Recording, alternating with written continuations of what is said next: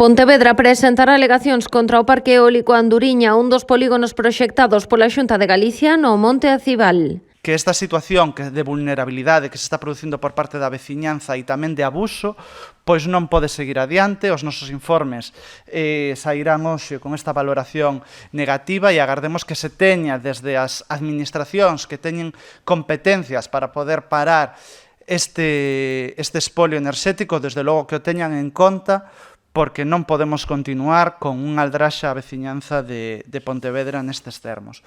A súa construción suporía a instalación de 9 aeroxeneradores. Deles 7 estarían no concello pontevedrés, afectando a montes das parroquias de Santa María de Xeve, Santo André de Xeve e Verducido. A poboación perde o territorio, sufre os efectos negativos, paga a luz ao mesmo custe que calquera que non ten estes efectos negativos, e, desde logo, as compensacións non aparecen.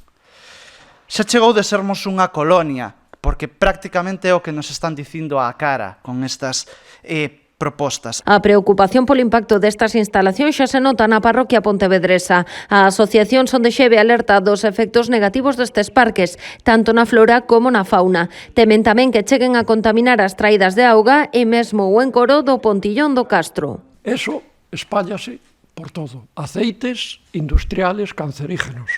Eso é realmente terrorífico.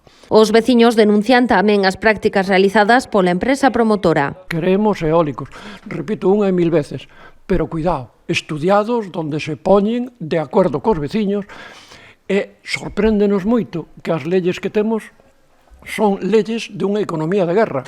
Esta empresa solicita á Xunta que lle ve un sitio que lle gusta máis ou menos para tal e casi sin trámites pode invadir as fincas dos veciños sin haber falado con eles. Pero onde estamos? Isto non é unha democracia. Isto é unha lei, polo menos de ditadura.